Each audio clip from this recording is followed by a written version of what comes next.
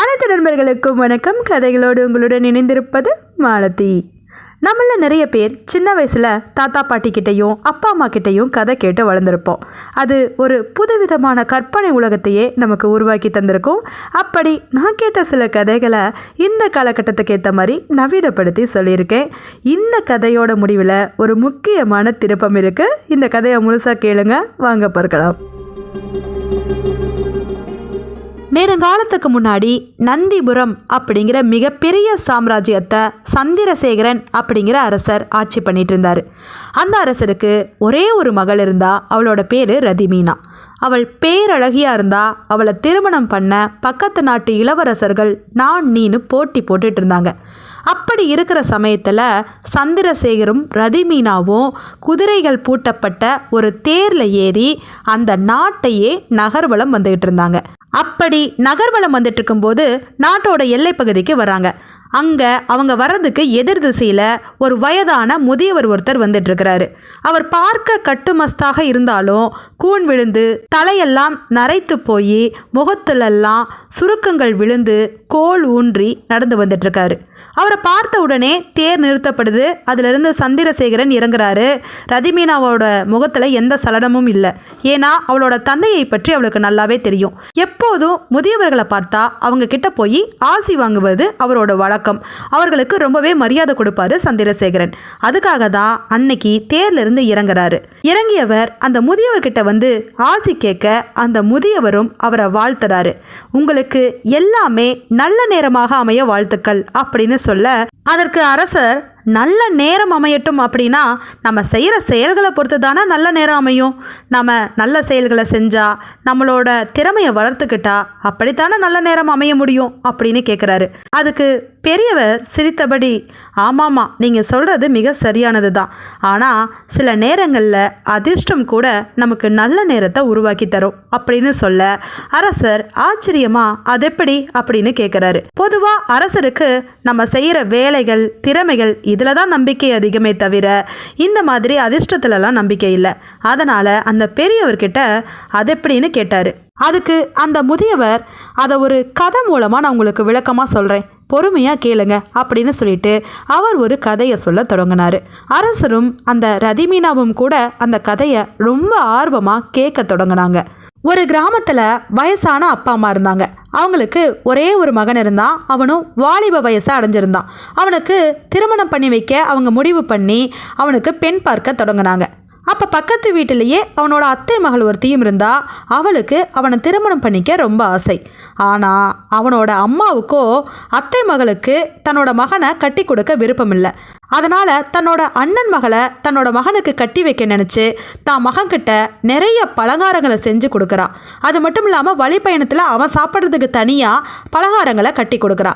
இதையெல்லாம் எடுத்துக்கிட்டு ரொம்ப தூரத்தில் இருக்கிற உன்னோட மாமன் வீட்டுக்கு போ, அங்கே பலகாரங்களை எல்லாம் கொடுத்துட்டு பெண் கேட்டுட்டு வா அப்படின்னு சொல்லி அனுப்பி வைக்கிறா. இதை எப்படியோ தெரிஞ்சுக்கிறா பக்கத்து வீட்டில் இருக்கிற அத்தை மகள். இவன் போய் மாமன் மகளை திருமணம் பண்ணிட்டா என்ன ஆகிறது அப்படின்னு பயந்த அவன் கொண்டு போக வச்சிருந்த 100 பலகாரங்கள்லையும் விஷத்தை தடவி வச்சிட்றான். அவன் தனியாக சாப்பிட எடுத்து வச்சிருந்த பலகாரங்களில் விஷத்தை தடவல. ஏன்னா அவன் இறக்கக்கூடாது அப்படின்னு அவன் நினச்சா. இப்படி இருக்கிற சமயத்தில் இதை எல்லாத்தையும் எடுத்துக்கிட்டு அவன் கால்நடையாக காட்டு வழியாக பயணம் பண்ணுறான். ரொம்ப தூரம் அவனோட மாமன் வீடு அப்படிங்கிறனால அவனால் ஓய்வெடுக்காமல் போக முடியாது. அப்போ பக்கத்தில் இருக்கிற ஒரு சத்திரத்தில் தங்கி ஓய்வெடுத்துட்டு போலான்னு அங்கே வரான். தன்னோட மாமன் வீட்டுக்கு கொண்டு வந்திருந்த பலகாரங்களை ஒரு பக்கமாக இறக்கி வச்சுட்டு தான் சாப்பிட கொண்டு வந்திருந்த பலகாரங்களை மட்டும் சாப்பிட்டுட்டு அங்கேயே படுத்து தூங்க ஆரம்பிக்கிறான். அப்போதான் அந்த நாட்டோட அரசனுக்கு ஒரு அழகிய மகள் இருந்தா. அந்த மகளை பெண் கேட்டு நிறைய பேர் போட்டி போட்டுட்டு இருந்தாங்க. அதில் மிகப்பெரிய திருடர் கூட்டத்து தலைவனும் ஒருத்தன். திருடர் கூட்டத்து தலைவனுக்கு பெண்ணை கொடுக்க விருப்பம் இல்லாமல் இருந்தான் அரசன். ஆனால் திருடர் கூட்டத்து தலைவனும் விடுறதா இல்லை. தன்னோட திருடர் கூட்டத்திலிருந்து 100 பேரை அனுப்பி அவளை அப்படியே கட்டிலோடு இங்கே தூக்கிட்டு வந்துருங்க தூங்கும்போது அப்படின்னு சொல்லி ஆணை பிறப்பிக்க, இரவோடு இரவா 100 திருடர்கள் போய் அந்த பெண்ணை தூங்கிட்டு இருக்கும்போது கட்டிலோட தூக்கிட்டு வராங்க. அப்படி தூக்கிட்டு வந்தவங்க இந்த சத்திரத்துக்கிட்ட வந்து ஓய்வெடுக்கலான்னு நினச்சி உட்கார்றாங்க. அப்போ மிகப்பெரிய பாத்திரத்தில் பலகாரங்கள் இருக்கிறத பார்க்குறாங்க. அதில் 100 பலகாரங்கள் இருக்கிறத பார்த்து ஆளுக்கு ஒன்றா எடுத்து சாப்பிடவும் தொடங்குறாங்க. சாப்பிட்ட கொஞ்ச நேரத்திலேயே அதில் விஷம் இருந்தனால இறந்தும் போகிறாங்க. இப்படி திருடர்கள் இறந்து போய் கிடக்கிறாங்க. கட்டிலில் இளவரசி மயக்க நிலையில் தூங்கிட்டு இருக்கா. இதை எல்லாம் காலையில் எழுந்து கண் விழிச்சு பார்க்குறான் அந்த வாலிபன். இதை பார்த்த உடனே அவனுக்கு ஆச்சரியமாக போகிறது. இந்த 100 திருடர்களும் யாரோ ஒரு பெண்ணை கட்டிலோட தூக்கிட்டு வந்திருக்காங்க. அதுக்கப்புறம் ஓய்வெடுக்கிறதுக்காக இங்கேயே என்னோட பலகாரங்களையெல்லாம் சாப்பிட்டு வர தூங்குறாங்க அப்படின்னு சொல்லி நினச்சிட்டு அவங்க கையில் இருந்த கத்தியை அழுங்காமல் எடுத்து ஒவ்வொருத்தரையாக குத்த ஆரம்பிக்கிறான். இப்படியே 100 பேரையும் குத்தி முடிக்கிற சமயத்தில் அரசர் தன்னோட பெண்ணை காணாமல் தேடிக்கிட்டு அந்த இடத்துக்கு வராரு. அப்போ தான் கையில் ரத்தத்தோட கத்தியோடு நிற்கிற அவனை பார்த்து 100 திருடர்களையும் இவன் தான் கொன்று தன்னோட பெண்ணை காப்பாற்றிருக்கிறான் அப்படின்னு அவனை பாராட்டுறாரு. அவனுக்கு ஒன்றும் புரியலை. ஓ, இது இளவரசியா அப்படின்னு அப்போ தான் அவனுக்கு தெரியுது. கடைசியாக அரசர், நீ என்னோட பெண்ணை காப்பாற்றிட்ட, அதனால் இந்த வீர செயலுக்காகவே உனக்கே என்னோட பெண்ணை கல்யாணம் பண்ணித்தரேன் அப்படின்னு அவனை கையோடு கூட்டிகிட்டு போய் அந்த இளவரசியை கல்யாணம் பண்ணி அவனையும் தன் நாட்டோடையே வச்சுக்கிறாரு. அவனுக்கு எதிர்பாராத இப்படி ஒரு அரச வாழ்க்கை கிடைச்சிருது. அதுக்கப்புறமா அவன் நிம்மதியாக வாழலாம் அப்படின்னு நினச்சிட்டு இருந்தான். ஆனால் அதுக்கு வேட்டு வைக்கிற மாதிரி இன்னொரு சம்பவமும் வந்துச்சு. அந்த நாட்டில் ஒரு சிங்கம் பயங்கரமாக அட்டகாசம் பண்ணிட்டு இருந்துச்சு. ஒரு நாளைக்கு ஒருத்தரையாவது கொண்டு போட்டுரும். அப்படி இருக்கிற சமயத்தில் அதுக்கிட்ட இருந்து எப்படி நாட்டு மக்களை காப்பாற்றுறதுன்னு அரசர் தலையை பிச்சுக்கிட்டு யோசிச்சுட்டு இருந்தாரு. அப்போ தான் அவர் நினைவுக்கு ஒன்று வருது. தன்னோட மருமகன் ஒரே ஆளாக 100 பேரை கொண்டு போட்டிருக்காரு. இந்த சிங்கத்தை அடக்கிறது அவருக்கு ஒரு சாதாரண வேலை தான், அவர்கிட்ட கேட்டு பார்ப்போமே அப்படின்னு தன்னோட புதிய மருமகன் கிட்ட போய் இந்த சிங்கத்தை நீங்கள் தான் அடக்கணும், நாட்டு மக்களை எப்படியாவது காப்பாற்றுங்க அப்படின்னு சொல்கிறாரு. அப்போ அந்த புதிய மருமகனும் யோசிக்க ஆரம்பிக்கிறான். நாம் முடியாதுன்னு சொல்லிட்டா அன்னைக்கு அந்த 100 பேர்த்தையும் நாம் கொன்னது இல்லைன்னு ஆயிரும். ஒருவேளை நமக்கு புதிய சக்தி ஏதோ வந்திருக்கலாம், இல்லைன்னா அந்த 100 பேர்த்தையும் அப்படி கொண்டிருப்போமா அப்படின்னு தனக்குத்தானே அவன் நினச்சிக்கிட்டவன் சரின்னு சொல்லிட்டு அங்கே இருக்கிற சில ஆட்களை தன்னோட கூட்டிகிட்டு போகிறான். போனவன் காட்டுக்குள்ளே போய் மிக உயர்ந்த அரச மரம் ஒன்றை பார்க்குறான். அந்த மரத்துக்கு உச்சியில் வர தன்னை ஏற்றி விட்டுருங்க, அதுக்கப்புறம் அங்கேருந்து நீங்களாம் போயிடலாம், நான் சிங்கத்தை கொண்டுட்டு வந்துடுவேன் அப்படின்னு சொல்கிறான். அதே மாதிரி அந்த அரச மரத்தோட உச்சியில் ரொம்ப நேரமாக காத்துட்ருக்கான், கையில் கத்தியை பிடிச்சபடி.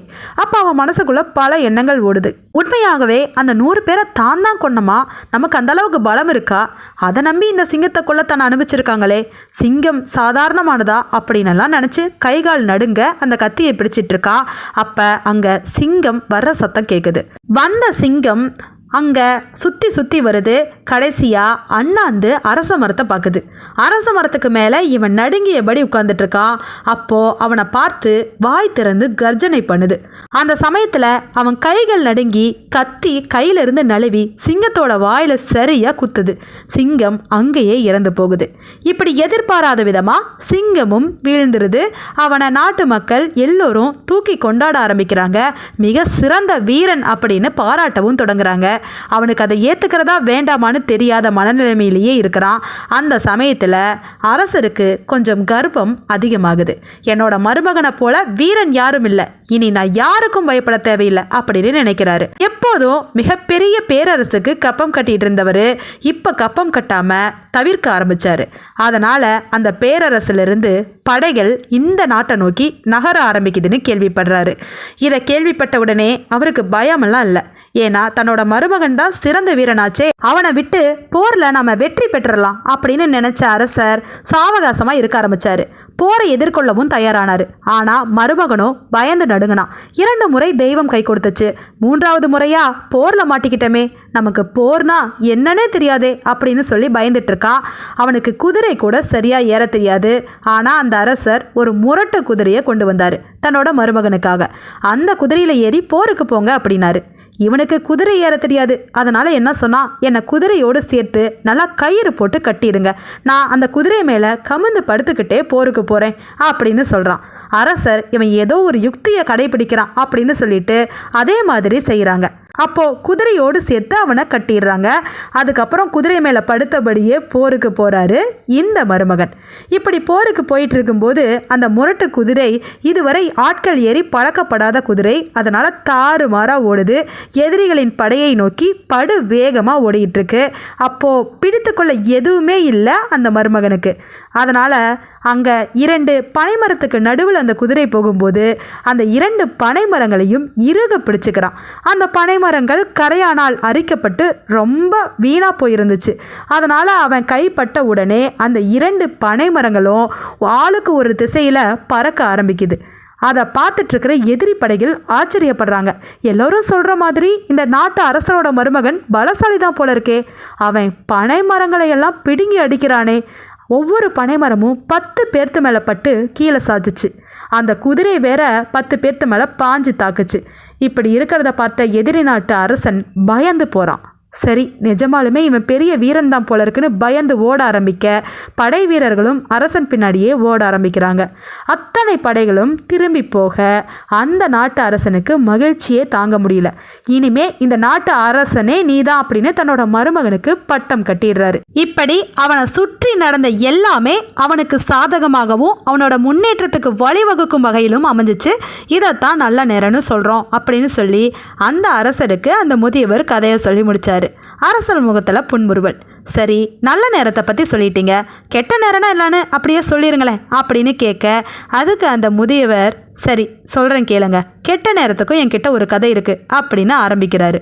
ரொம்ப காலத்துக்கு முன்னாடி மிகப்பெரிய ஒரு அரண்மனை இருந்துச்சு. அந்த அரண்மனைக்கு பக்கத்திலேயே ஒரு பிச்சைக்காரனும் இருந்தான்.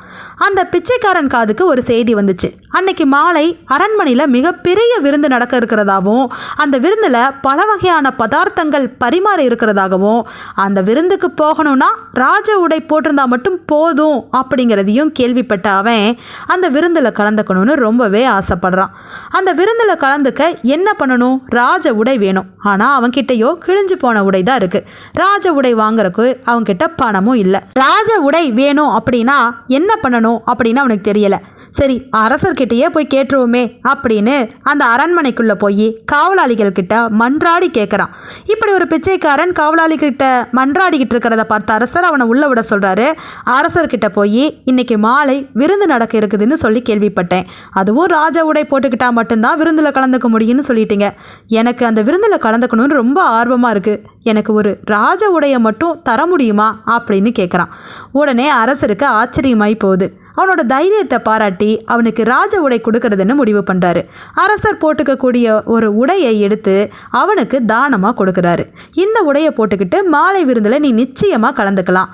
இந்த உடை கிழியவும் கிழியாது, அழுக்கும் படாது, ரொம்ப காலத்துக்கு இப்படியே இருக்கும். அதனால் வேற உடை நீ வாங்க வேண்டிய அவசியமே இருக்காது அப்படின்னு சொல்லி கொடுக்குறாரு. அந்த உடையை வாங்கிட்டு வந்த அவன் அதை நல்லா போட்டுக்கிறான். அதுக்கப்புறம் தன்னோட பழைய உடையை தூக்கி மூட்டையாக கட்டி ஒரு இடத்துல வீசுகிறான். அதுக்கப்புறம் அவனுக்குள்ள ஒரு யோசனை வருது. இந்த உடை கிழியாது, அழுக்காகாது, பல காலத்துக்கு இருக்குன்னு அரசர் சொன்னார். சரிதான், ஆனால் அது உண்மையாக இருக்குமா அப்படின்னு அவனுக்கு ஒரு சந்தேகம் வருது. அப்படி ஏதாவது இந்த உடை கிழிஞ்சு போயிட்டாவோ அழுக்காயிட்டாவோ நான் என்ன பண்ணுவேன்? அதனால் இந்த பழைய உடையை நம்ம தூக்கி போடக்கூடாது அப்படின்னு அந்த கந்தல் மூட்டையை கையில் எடுத்துக்கிறான். அந்த கந்தல் மூட்டையோடையே மாலை நடக்கிற விருந்துக்கும் போகிறான். ராஜ உடை போட்டிருந்தா கூட அந்த கந்தல் மூட்டையை பார்க்குறவங்களோட முகம் சுழிய ஆரம்பிக்குது. இவன் என்ன இப்படி இருக்கான் அப்படின்னு அவனை எல்லாருமே ஒதுக்க ஆரம்பிக்கிறாங்க. இவன் அந்த விருந்தில் கலந்துக்கிட்டாலும் நிம்மதியாக சாப்பிடவோ அல்லது அங்கே இருக்கிறவங்க கிட்ட பேசவோ முடியல. ஏன்னா கையில் இருக்கிற கந்தல் மூட்டை கீழே விழவும் அதை எடுக்கவும் அவனுக்கு சரியாக இருந்துச்சு. அந்த மூட்டையை வச்சுக்கிறதுக்கு அவனுக்கு வீடு இல்லாததுனால அதை வீட்டில் வச்சுட்டும் வர முடியல. அதை கையிலேயே சுமந்துட்டு போக வேண்டியதாக இருந்துச்சு. ஒரு ஓரமாக வச்சுட்டு வந்தாலும் அது குப்பைன்னு யாராவது தூக்கி போட்டுருவாங்களோங்கிற பயமும் இருந்துச்சு. அதனால் அந்த கந்தல் மூட்டையை கையில் தூக்கிக்கிட்டே எங்கே போனாலும் சுற்றிக்கிட்டு இருந்தான். அவன் மனசில் அந்த போட்டிருக்கிற ராஜ உடை மேலே கடைசி வரை நம்பிக்கை வரல. இது எப்போ வேணும்னா கிழிஞ்சு போகலாம் அப்படிங்கிறனால அந்த பழைய கந்தல் உடைய கையில் தூக்கிக்கிட்டே எப்போதும் சுற்றிட்டு இருந்தான். அவன் சாகர காலம் வரையிலும் கடைசி வரை அந்த ராஜ உடைய நிம்மதியாக அனுபவிக்கவும் முடியாமல் கந்தல் மூட்டையை விடவும் முடியாமல் இறந்தே போனான் அந்த பிச்சைக்காரன். இப்படி தனக்கு நல்ல நேரம் கிடைச்சிருந்தும் அதை அனுபவிக்க முடியாததுனால அவனுக்கு எல்லாமே கெட்ட நேரமாக அமைஞ்சிருச்சு. இதுதான் கெட்ட நேரங்கிறது. இப்படி தான் நம்ம கூட நல்ல வாழ்க்கை, நல்ல நேரம் எல்லாமே கிடைச்சிருந்தும் கூட நமக்கு மனசு இல்லாததுனால, நம்ம மனசில் இருக்கிற குப்பைகள்னால நம்ம அதை அனுபவிக்க முடியாமல் போகுது அப்படின்னு சொல்லி அந்த முதியவர் கதையை முடிக்க அரசர் முகத்தில் மேலும் புன்முறுவல். இந்த முதியவர் சொல்கிற எல்லாமே மிக சரியாக தான் இருக்குது, ரொம்ப அறிவாளியாக தெரிகிறாரு, நீங்கள் நிச்சயமாக என்னோட அரண்மனைக்கு வரணும் அப்படின்னு அந்த முதியவரை ரதிமீனாவும் சந்திரசேகரனும் தங்களோட தேரில் ஏற்றிக்கிட்டு அரண்மனைக்கு கூட்டிகிட்டு போகிறாங்க. அப்போ தான் அரண்மனைக்குள்ளே நுழையும் போது அங்கே நிறைய பேர் கூட்டமாக நிற்கிறாங்க. அங்கே என்ன நடக்குது அப்படின்னு இந்த முதியவர் கேட்க, அங்கே ஒரு போட்டி நடக்குது, சோதனை வச்சுருக்கேன், அதை யார் சரியாக செய்கிறாங்களோ அவங்க கேட்குற பரிசு அவங்களுக்கு கொடுத்துருவேன் அப்படின்னு அரசர் சொல்கிறாரு. அது என்ன போட்டி அப்படின்னு ஆச்சரியமாக கேட்குறாரு அந்த முதியவர். அங்கே ஒரு பெண் 2 குழந்தைகளோட நிற்கிறா. அந்த 2மே இரட்டை பிறவிகள். அந்த பெண்ணோட கணவன் இறந்து போறதுக்கு முன்னாடி அவளுக்கு ஒரு உயிலை எழுதி வச்சுட்டு இறந்து போயிட்டான். அந்த உயிலில் என்ன இருந்துச்சு அப்படின்னா, அந்த இறந்து போன கணவனுக்கு சொத்தா 3500 பொற்காசுகள் இருந்துச்சான். அந்த 3500 பொற்காசுகளில் எப்படி பிரித்து கொடுத்துட்டு போகணும்னு உயில் எழுதியிருந்தாரு அந்த கணவன். அந்த கணவன் இறந்து போறதுக்கு முன்னாடி அந்த பெண் கர்ப்பிணியாக இருந்தாலாம். அந்த கர்ப்பிணி பெண்ணுக்கு ஆண் குழந்தை பிறந்தா பிறக்கிற குழந்தையோட பங்கில் அரை மடங்கை அம்மாவுக்கு கொடுக்கணும். அதே மாதிரி பெண் குழந்தை பிறந்தா பிறக்கிற குழந்தையோட பங்கில் 2 மடங்கு அம்மாவுக்கு கொடுக்கணும். இப்படி தான் அந்த உயில் எழுதப்பட்டிருந்துச்சு. ஆனால் நடந்தது என்னன்னு பார்த்தீங்கன்னா, இரட்டை பிறவிகளா ஆணொன்றும் பெண்ணொன்றுமா அந்த பெண்ணுக்கு குழந்தைகள் பிறந்துருச்சு. இப்போது அந்த பங்கை எப்படி சரியாக பிரித்து கொடுக்கறது? இதுதான் போட்டி. இதை தீர்த்து வைக்க இதுவரையிலும் யாராலும் முடியல. அதுக்காக தான் இப்படி கூட்டமாக வந்து சோர்ந்து திரும்பி போயிட்டுருக்காங்க அப்படின்னு சொல்லி அரசர் காட்டுறாரு. இதை பார்த்த முதியவர், நான் இதை தீர்த்து வைக்கட்டுமா அப்படின்னு கேட்க அரசர் நினைக்கிறாரு, இந்த முதியவருக்கும் பரிசு மேலே ஆசை போல இருக்கே அப்படின்னு நினச்சிட்டு, சரி தீர்த்து வைங்க அப்படின்னு சொல்கிறாரு. அந்த முதியவர் கொஞ்ச நேரம் யோசிக்கிறாரு. அதுக்கப்புறம் அரசர்கிட்ட, நான் சரியான விடையை சொல்லட்டுமா அப்படிங்கிறாரு. அரசருக்கோ ஆச்சரியம், கொஞ்ச நேரத்துக்குள்ள இவர் அதற்கான விடையை சொல்றங்கிறாரே அப்படின்னு சொல்லுங்க பார்ப்போம் அப்படின்னு சொல்ல அந்த முதியவர் சரியான விடையை சொன்னார்.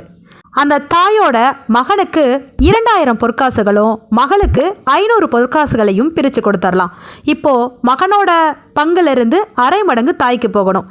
அப்போது 2000ல் அரை 1000, அப்போ 1000 பொற்காசுகள் தாய்க்கு கொடுக்கப்படணும். அதே போல் மகளோட பங்கிலிருந்து 2 மடங்கு தாய்க்கு, மகளோட பங்கு 500 பொற்காசுகள். இப்போது ஏற்கனவே தாய்கிட்ட 1000 பொற்காசுகள் இருக்குது, அது மகளோட 2 மடங்குக்கு சமம். அதனால் தாய்க்கு எதுவும் கொடுக்க தேவையில்லை. இப்போது தாய்கிட்ட 1000மோ மகன்கிட்ட 2000மோ மகள்கிட்ட 500 இருக்குது. சரியாக 3500 பொற்காசுகளையும் பிரித்து கொடுத்தாச்சு அப்படின்னு கணக்கை முடிக்க அரசர் ஆச்சரியப்பட்டு, உங்களுக்கு என்ன பரிசு வேணும் அப்படின்னு ஆர்வமாக கேட்குறாரு. உடனே அந்த முதியவர் சொன்ன பதிலை கேட்டு அப்போ தான் அரசர் ஆடிப்போனார். அவர் என்ன தெரியுமா கேட்டார்? உங்களோட மகளை எனக்கு கல்யாணம் பண்ணித்தாங்கன்னு கேட்டார். ஒரு முதியவருக்கு, கூன் விழுந்தவருக்கு, தலை நரைச்சு போன கிழவனுக்கு யாராவது இளவரசியை கல்யாணம் பண்ணித்தர சம்மதம் தருவாங்களா? ஆனால் வார்த்தையை விட்டுட்டாரே அரசர். வேற என்ன பண்ண முடியும்? முதியவருக்கு இளவரசியை கட்டித்தந்தே ஆகணுமே. என்ன செய்கிறதுன்னு தெரியாமல் அவர் முழிச்சிட்டு இருக்கும்போது இளவரசியோட முகத்தில் ஒரே புன்னகை. என்னது இது, மகள் சந்தோஷப்படுறாளே, அதுவும் இந்த முதியவனை கட்டிக்க அப்படின்னு நினைக்கும் போது தான் அங்கே திரும்பி பார்த்தா முதியவன் வேடத்தை களைச்சிட்டு ஒரு வாலிபன் நிற்கிறான். 6 அடி கட்டுமஸ்தான உடல், பார்க்கவும் வசீகரமாக இருக்கான். இதை பார்த்த அரசர் இது என்ன கோலம் அப்படின்னு கேட்க அப்போ தான் ரதிமீனா உண்மையை சொல்கிறா. நான் உண்மையாகவே இவரை காதலிச்சிட்டு இருந்தேன், அதை உங்ககிட்ட நேரடியாக சொல்ல பயம், அதனால தான் இத்தனை நாடகங்களையும் நாங்கள் போட்டோம் அப்படின்னு சொல்ல அரசர் நல்ல வேளை முதியவருக்கு கல்யாணம் பண்ணி கொடுக்க வேண்டியில்லையேன்னு நினச்சி ரதிமீனாவை கடைசியாக அந்த வாலிபனுக்கே கொடுக்குறாரு. அதுக்கு காரணம் இல்லாமல் இல்லை, அவன் புத்திசாலியாகவும் திறமைசாலியாகவும் உலக நடப்பு தெரிஞ்சவனாகவும் இருக்கிறான் அப்படிங்கிறத அவன் சொன்ன கதைகள் மூலமாகவும் அவன் முறியடித்த அந்த சோதனை மூலமாகவும் தெரிஞ்சுக்கிட்டாரு. அதனால் ரதிமீனாவை அந்த வாலிபனுக்கே கட்டி கொடுத்தாரு. அவங்க 2 பேரும் நந்திபுரத்தை ரொம்ப சிறப்பாக ஆட்சி பண்ணி மக்களையும் நல்லபடியாக வாழ வச்சாங்க. மீண்டும் இது போல ஒரு நல்ல கதையோடு சந்திப்போம். நன்றி.